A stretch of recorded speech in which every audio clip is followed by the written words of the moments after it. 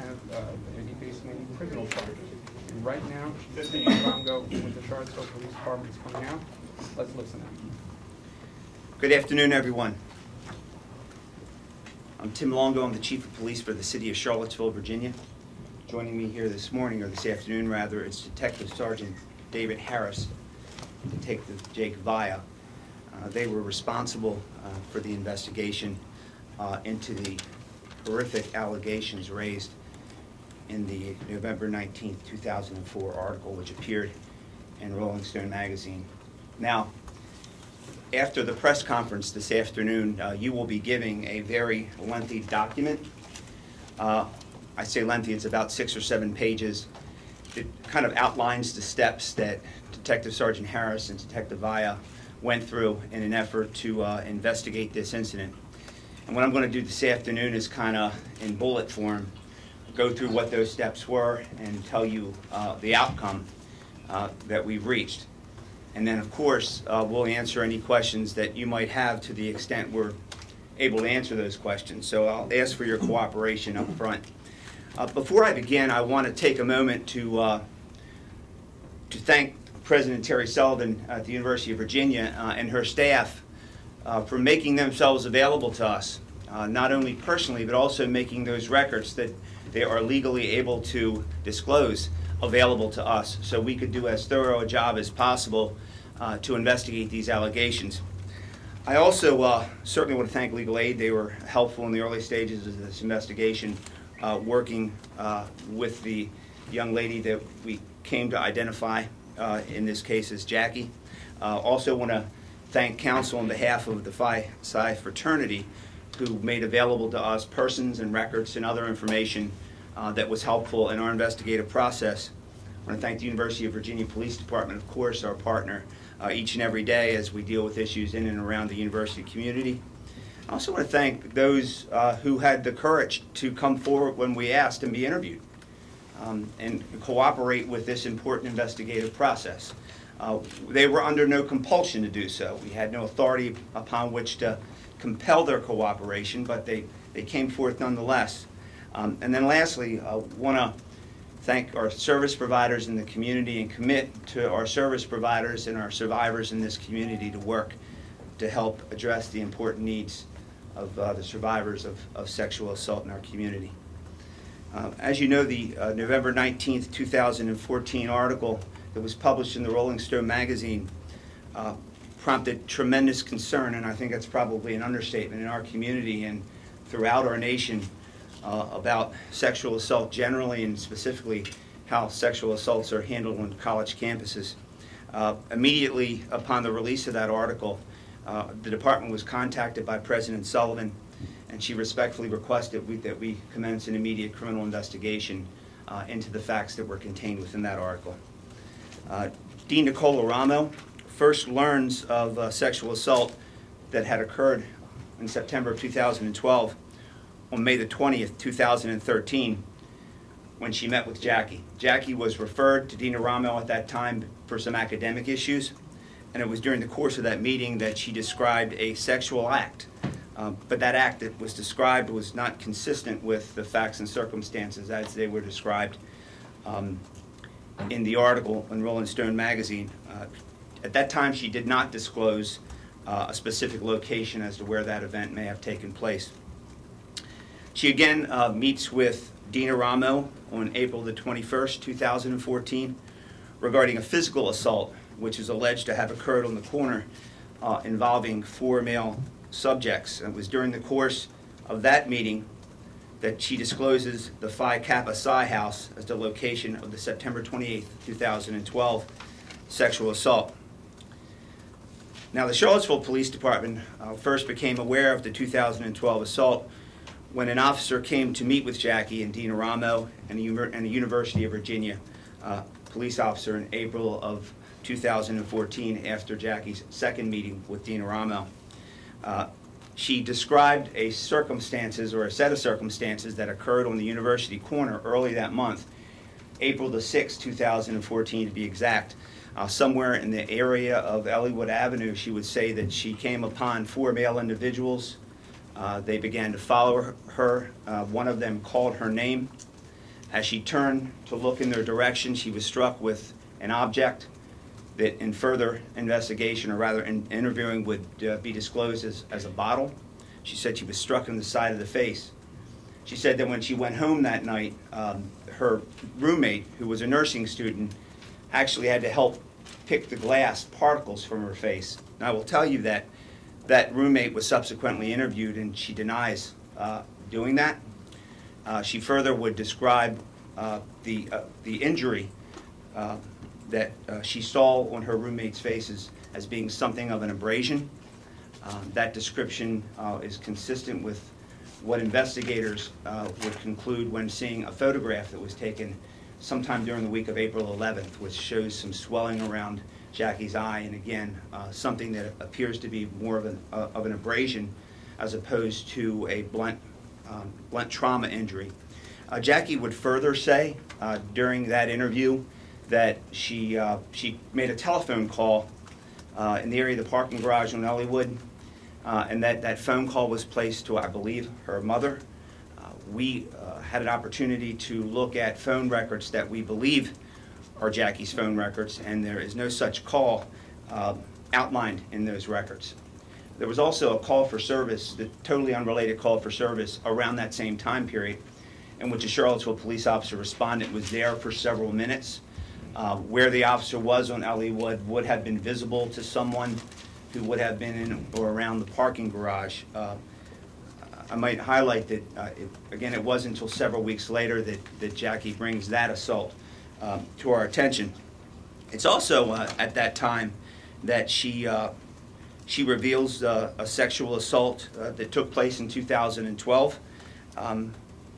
She did not wish to report that incident that night to the officer who responded to meet with Dina Ramo and the university officer.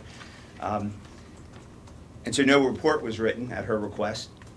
But on May the 1st, 2014, Detective Vaya met with Jackie again in the presence of Dina Ramo. And again, Jackie refused to disclose the details of the sexual assault, nor did she wish to pursue the investigation involving the alleged physical assault, which occurred on April the 6th. And so we fast forward now to November. Rolling Stone magazine article is released, and again, President Sullivan contacts the department and asks for an immediate investigation. Jake quickly recalled having met with a young lady, pardon me, in April, connects the dots, reaches out to Jackie by phone, I believe, first, leaves a message. This is somewhere around just prior to the Thanksgiving break.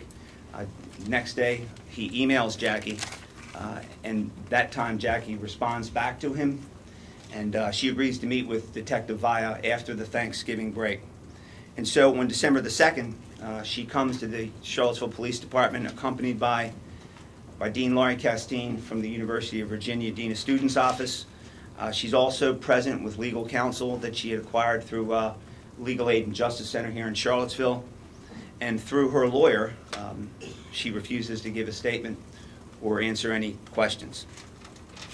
At some point thereafter, in an effort to try to get some records that we thought might be relevant to our investigation, records that were specific to Jackie that the university was not at liberty to give us because of federal privacy laws, we asked through legal counsel whether Jackie would consent to a search, consent to allowing us to gain access by written consent to those records, and that request as well was denied. We were provided by counsel on behalf of Phi Kappa Psi a membership roster from 2012, along with the lease agreements at that time and bank records. 9 of the 11 residents were interviewed who were present or who were in the house in 2012. Were interviewed and had no knowledge regarding a sexual assault, nor did they know the person known as Jackie. A questionnaire that was prepared by Sergeant Harris and Detective Vaya was sent to fraternity members. 19 of those questionnaires were returned. None provided any information regarding Jackie or a sexual assault, either on September the 28th, 2012 or at the house. The further investigation revealed no evidence that a party had taken place on September 28th as well. We checked the social calendar There was no information pertaining to a calendar, such a party on the social calendar. In addition to the fact, we did find that their sister sorority, Delta Gamma, did in fact have a formal, I believe, on that particular evening, and the thought was that they would not likely have had two events as not to cannibalize each other's guest list. And so we weren't able to support that a party was taking place at Phi Kappa Psi. We also discovered during the course of the investigation, through I suspect a cooperative witness that was interviewed, or potential witness, a photograph that's time-stamped September the 28th around 11:30 at night. And it depicts the entrance corridor, the main room of the fraternity house, to the, as I recall, to the left of. Depends on which way you're facing, right. The inside. So you have stairwell on one side, you have an entrance door, side entrance door on the other. If there's a male depicted in the picture, he's holding two chairs. There's literally no one else around. We found that to be somewhat inconsistent with the large group that was described in the Rolling Stone article.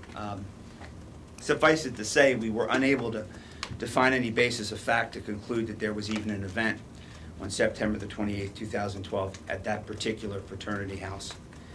Investigation turned to two of Jackie's best friends that we had an opportunity, the investigators had an opportunity to interview.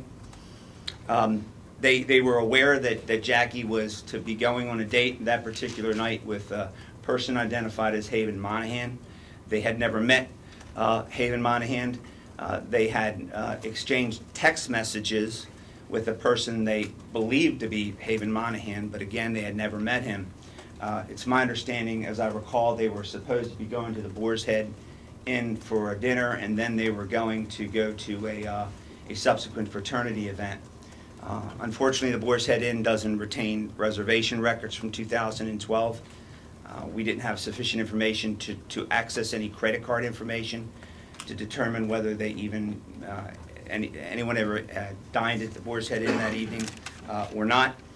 The other interesting piece of information that comes from the interview of these two friends is that their recollection of the meeting up after this event that is described in the article, they remember it as somewhat different than is described in the article.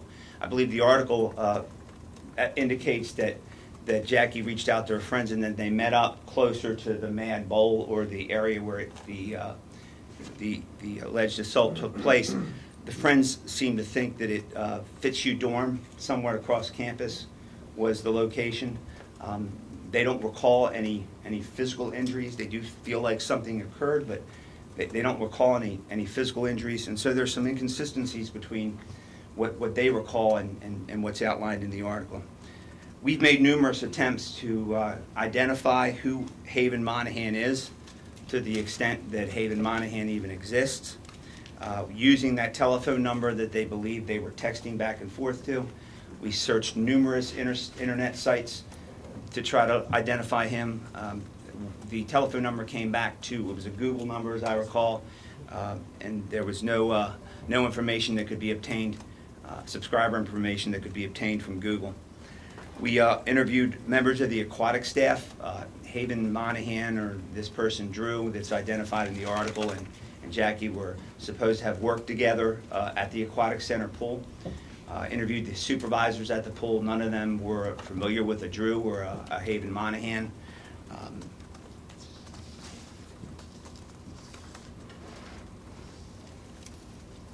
There was another name that surfaced during the course of the investigation as we talked to people.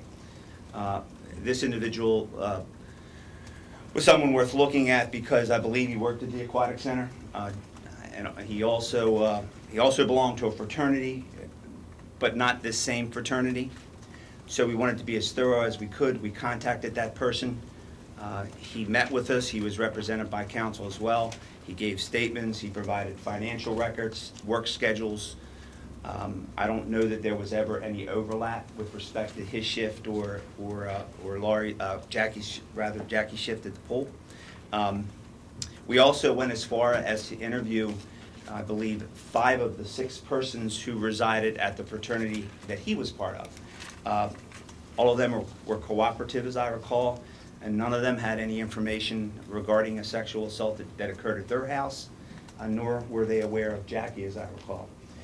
In addition to the fact that the layout of their house is very different than what is described in the Rolling Stone article. So that really is the extent of this investigation, and I apologize that it has taken as long as it has. Unfortunately, we're not able to conclude to any substantive degree that an incident that is consistent with the facts contained in that article occurred at the Phi Kappa Psi fraternity house, or any other fraternity house for that matter. Now, I want to be clear about something. That doesn't mean that something terrible did not happen to Jackie on the evening of September the 28th, 2012. We are just not able to gather sufficient facts to conclude what that something may have been. So this case is not closed. It's not closed by any stretch of the imagination. It's suspended until such time as we are able to gather more information, or at such time until someone comes forward and provides us with more information. There were also two other cases that were referenced in Jackie's conversations with Dean Aramo. She referenced an allegation of a 2010 sexual assault, which she said occurred at that particular fraternity house. And she also alleged a 2014 sexual assault, which she would say occurred at that fraternity house. We have no evidence of that. No one has come forward making such allegations, no witnesses, no victims, no evidence whatsoever to support that, support those claims. But we're asking if anyone has information related to a sexual assault that occurred in 2010 at that fraternity house, or 2014 at that fraternity house, or any other fraternity house, that they please cooperate with the police and bring that to our attention. And one last thing that I will say, that I've reiterated before, since being called before the Board of Visitors to have this important discussion. Having police involvement at the very early stages of these investigations is extremely, extremely important. And as I said months ago, and will repeat now, with every second of every minute of every hour of every day, every week of every month, of every year, we lose evidence. We lose testimonial evidence. We lose physical evidence. We lose forensic evidence. We lose the evidence that's important to get to the truth behind these cases so that justice can prevail. So we'll answer your questions the best that we can. To the extent I can't answer the question, I'll certainly let you know. If it's outside my scope of knowledge, that's why these fine gentlemen are here. To the extent that they're able to cooperate with you, we certainly will. So Chief, bottom line, Yes, sir.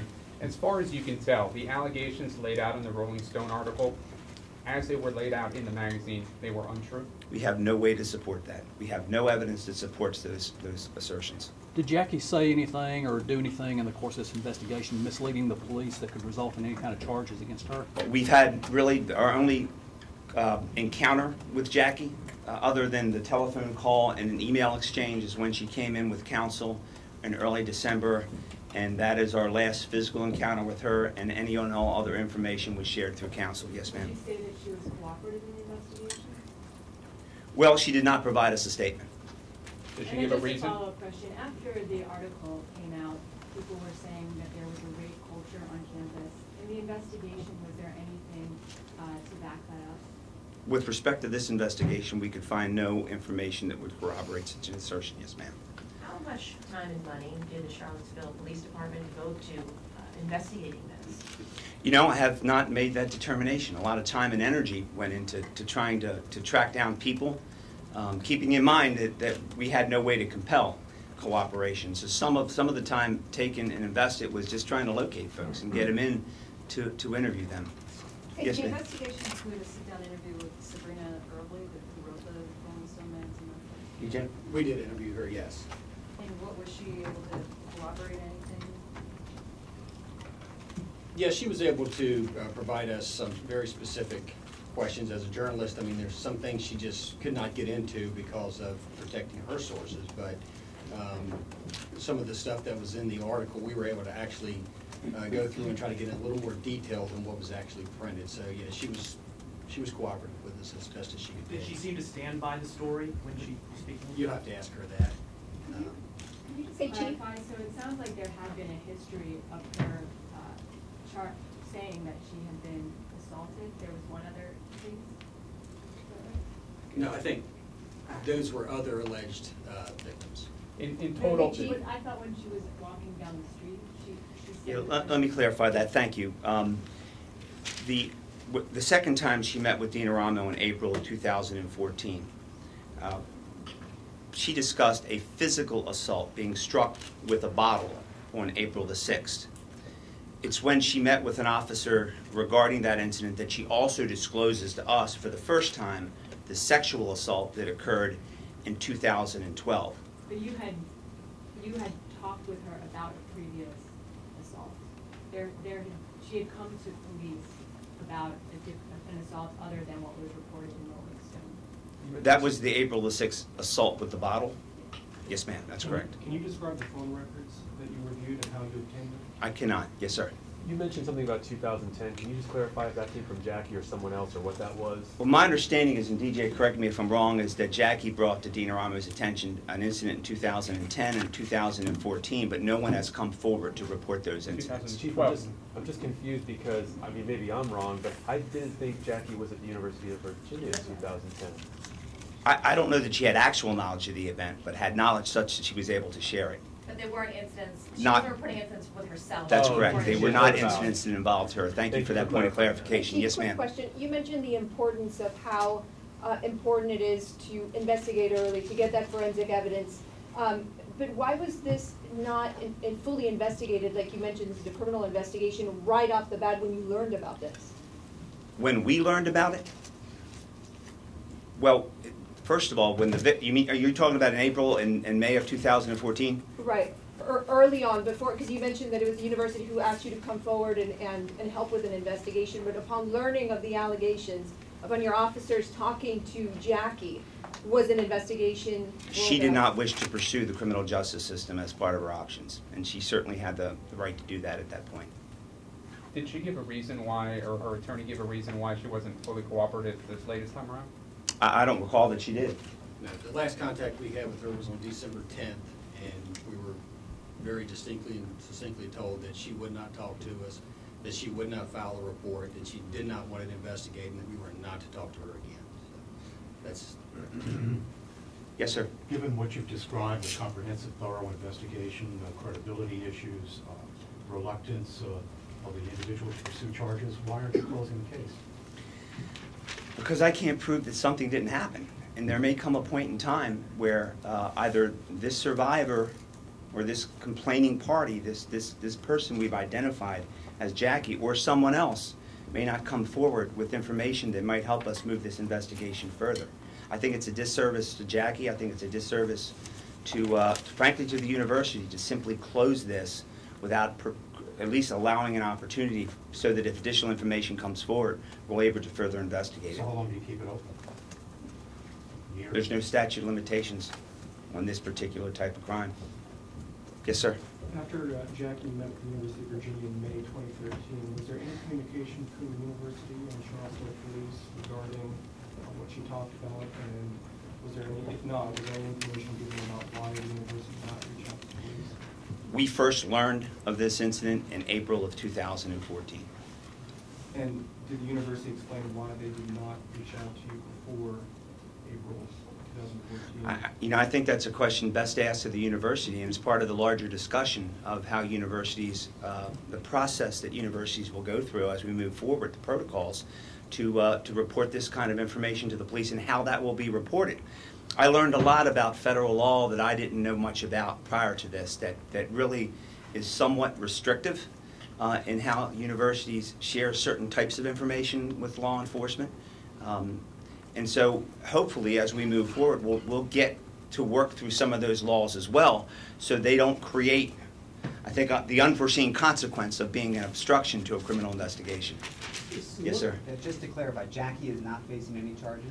Absolutely not. Yes, sir. Is the legislation adopted by the General Assembly this year, how will that affect your ability to investigate in the future? You know, I'm embarrassed to say I haven't fully reviewed the legislation, so I can't competently answer that question. Yes, ma'am. Can you tell us roughly how many people you spoke to in the course of this investigation? Was it dozens or? DJ? Around 70. And Chief, could you say in the field of law enforcement, has anyone come up with any data as to how prevalent false claims of rape are in this country? Not that I'm aware of, no, ma'am. Chief, Yes, would sir. it be safe to say hundreds of hours of this investigation, hundreds of hours that you guys spent? Thousands? I don't know that I'd say thousands, but certainly hundreds. Hundreds of hours. And secondly, Chief, do you think female students are more or less likely to come forward with an accusation of sexual assault in the wake of this article and the subsequent debunking of this article? You know, I'm not competent to answer that question, but I would hope that survivors in our community, women and sometimes men that fall victim to these crimes they have a right to exercise their options, that they have a right to choose whether or not to involve the criminal justice system. They have that absolute right. My concern is that as they're walked through those options, that they make an informed decision, that they know as time goes on that if they at some point in time choose the criminal justice system as their remedy, it becomes more difficult with the passage of time. For all the reasons that I stated before, we really lose critical pieces of evidence as time passes. But my concern is to make sure, regardless of whether the system changes or it doesn't, is that when a survivor is being provided a service, either from the university or to a healthcare provider, and they're given those options, that they're allowed to make an informed decision, and that the criminal justice process is thoroughly explained. The victim witness services that come with that process are critical in helping survivors get through what is really a difficult time, particularly when you're involved in potential litigation. And just because a survivor would choose the criminal justice process by allowing us to begin an investigation doesn't mean they're compelled to take the matter to trial. And so all those things need to really be outlined so that a survivor makes what I think is an informed decision. So Yes, ma'am. Based on the interviews that were conducted, is there any evidence to suggest that perhaps something traumatic, sexual assault or rape, did occur to Jackie? We certainly can't say that something didn't happen. Even her friends that she met with, I guess that the early morning would say something happened. But no evidence to suggest? No evidence to support it. And has she returned to UVA as a student? I don't know the answer to that question, ma'am. Yes, sir. So, sir, after your comprehensive investigation, the cloud continues to hang over this fraternity, correct? Well, we have no basis to conclude that anything happened to that fraternity house. Why don't you can't you say assertively whether? I think I just did. Yes, ma'am. Just a question for the investigators. Do you believe the story that Jackie told in Rolling Stone? I'm sorry? Do you believe the story that Jackie told in Rolling Stone? Do I believe the story? I think based on the information we have, the evidence that we've obtained, and the statements from the witnesses, as it's written in the story, no, I don't. I think it's like Chief Longo said, something may have happened. We don't know until we talk to her and she wants to come forward. She's in a place where she feels comfortable to come forward. We won't know what happened to her. I think I'll get back to you. I think it's also important just to reiterate that what Jackie is stated to Dina Ramo and what she later states to her friends that she meets with immediately thereafter, she describes a sexual act that is inconsistent with the material that's provided in that article. Yes, sir. Dina Rama has been mentioned several times in this, and you've mentioned her today. How would you now, with your investigation through, or at least what you concluded today, characterize her handling? Well, I'm not going to characterize. I think it would be unfair, reckless, and irresponsible for me to do so. I will tell you that the University of Virginia has brought together a cadre of professionals in this area to look at their processes and their protocols. I think Dina Ramo handled this in accordance with policy that existed at the time. Now, we could debate whether that policy consistent at the time was a good or bad policy. That's not my place. That's the place of the good people that have been hired to look at the university and to help them walk through that. Yes, ma'am. False reporting of rape is heart-wrenching for victims who now have to worry about being looked at as a liar. It angers people who've been falsely accused. Can you give us any of your personal feelings about seeing this to be false allegations, which is so painful for so many people? Well, yeah, I think we need to be careful. There's a difference between a false allegation and something that happened that may be different than has been reported in that article. I'm not in a position where I can say, based on all the evidence we've developed, that something terrible didn't happen to that young lady that night. All I can tell you is there is no substantive basis to conclude what is described in that article happened that night. Yes, ma'am. Will Sabrina Erdely be facing any charges? Not from the police department, no, ma'am. Yes, sir. How's the investigation of the vandalism of the frat house going on? That's still being pursued. Yes, ma'am. I just want to make sure we're clear on this. What you were told, what your investigators were told in April 2014 is not the same account that appeared in the story. Can you explain the difference between the two? I won't go in detail as to what the sexual act that was disclosed was. I think that would be inappropriate. I will tell you that it's wholly inconsistent with the sexual act that is described in that article. Yes, ma'am, I'm sorry. You talked about these victims, when they come forward through the university system, needing informed consent and making sure that they know their options and that they know how important it is to bring these cases to you urgently because time is a factor.